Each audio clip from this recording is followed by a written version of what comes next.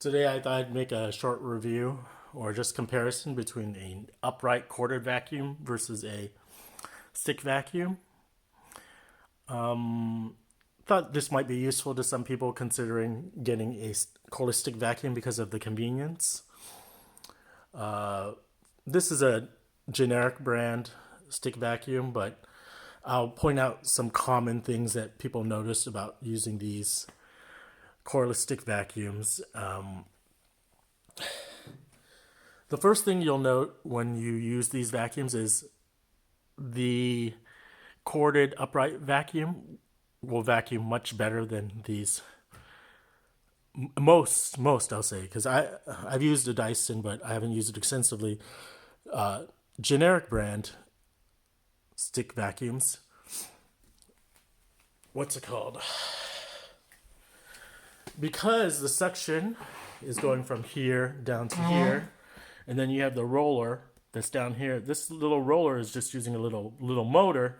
You're never going to have the same type of suction that you would have with these uprights. So that's a big negative, unless you pay more for, like, this was $100, and you could pay more for a Dyson, $300 or more. But then, like, really, I only spent $50-$60 for these corded vacuums. The use case for this is kind of small. The only time I really want to use it is for my floors over here that get a lot of crumbs from the people eating. So it's more of a convenience factor having one of these. And I don't really need to use it for a long time. But anyways, let's continue my comparison. So not having a cord versus having a cord is super awesome, because it takes me less than 30 seconds to pop this out and clean something, whereas I have to take this out of my closet, unhook the wires, plug it in, vacuum, and then rehook the wires. It takes, I know, just trying to be lazy, but it takes 5 to 10 minutes to do all that. Now, again,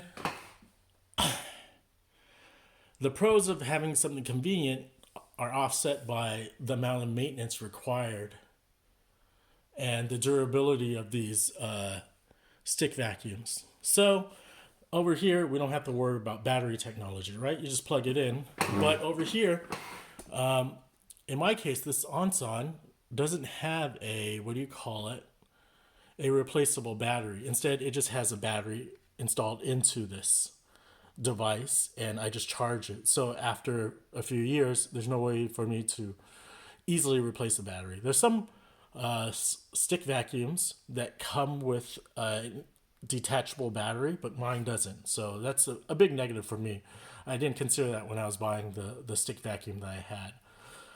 And even then, there are some people who buy these stick vacuums and the battery just dies very quickly. And so I've read online, refurbished websites from different manufacturers where people have bought these cordless vacuums, and just the battery dies after a year. It's either the charger breaks or maybe the battery broke. I'm thinking more leaning towards the battery, because battery technology, it's easy for to die.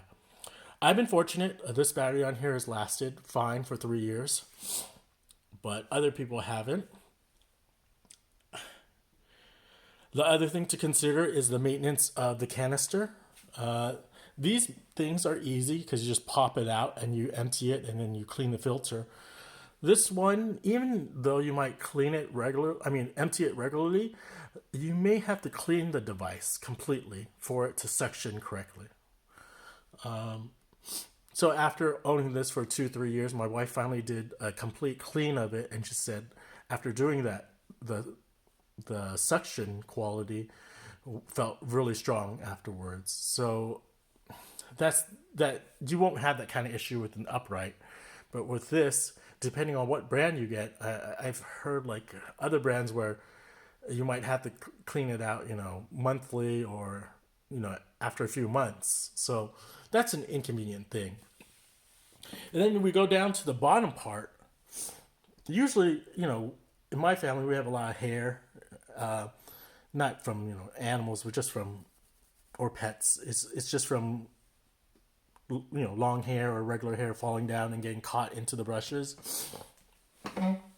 On this Nanolite, we did have an issue where we had to clear out the hair because over time it started making it just started to smell kind of weird because the motor was working so hard.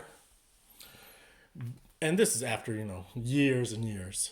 But with this, after a year and a half, the motor stopped running because of the hair getting caught onto the brush over here. So like I've said, a big difference with these cord vacuums is now you have to deal with this brush. They call it a head brush or a brush head. I don't know. But there's a lot of parts that can go wrong on this, and I've been the recipient of it breaking after a year and a half, and then 2 years, a year later, it broke again. So the first thing that broke on me was it seemed like the light went out. So I was like, maybe the light just broke, and we just continued vacuuming, and the suction power wasn't that great. What we found out was that this thing wasn't even spinning at all because hair had got caught onto this. So I don't know what the manufacturer maintenance is on this, but you need to clean this out regularly. Otherwise, it may cause your head brush to break. And so after a year and a half, we figured that out. And some people will say, like, you should have known that. I mean, on the manual, I didn't see anything saying, please, make sure to clean this regularly. But anyways, long story short is you need to clean it out. Some of these, or most of these, probably have an ability to take out the brush. The rotating brush. So that happened after a year and a half. And as I mentioned before, on these uprights, they don't have much of a huge issue. You do have to take out hair after a while. The next thing that broke on my cordless stick vacuum is the wire on here broke.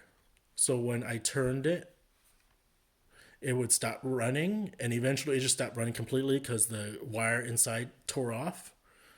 And so this is after 2-something years, close to 3 years.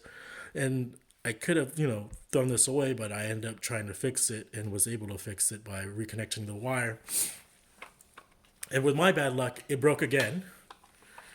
And this thing stopped spinning yet again. I made sure all the hair was taken off, but as I was taking off the hair, a little piece that holds this brush in place, it's a little round plastic piece, it broke off.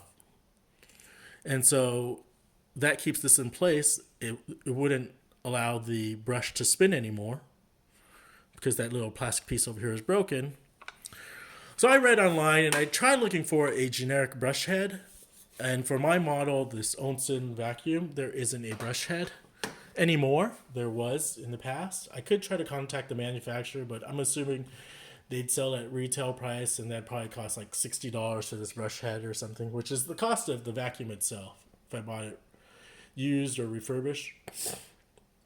Long story short, I was able to super glue that plastic piece back together, and now the vacuum's working again.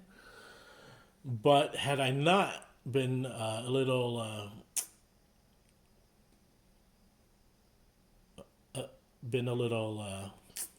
handy on for myself, I would have probably had to replace this 2 or 3 times.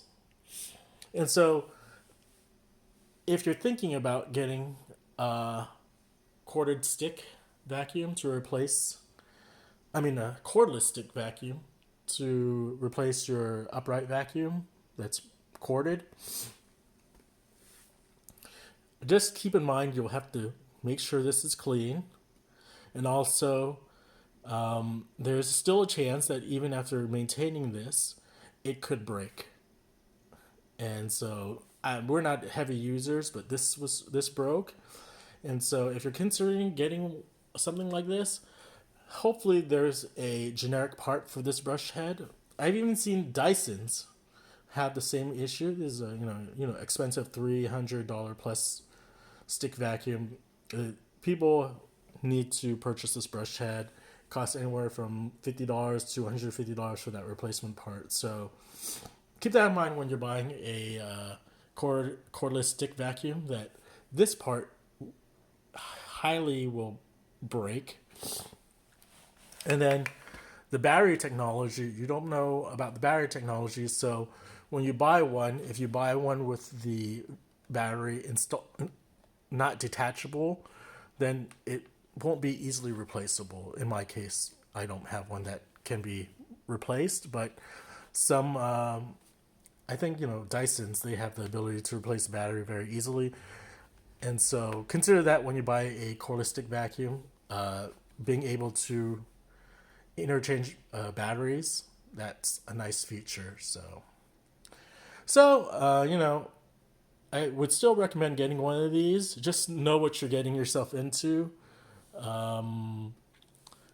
I still have my upright, this one, which I use. This one's been decommissioned, but these are so cheap. This only cost $55 when it was on sale on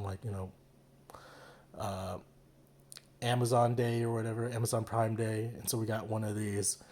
And when this breaks, we usually fall back to this because this is just more reliable. Whereas this one, it's great and convenient when it works, but then when it breaks, I mean, we're going like, oh, we gotta buy a new one, or,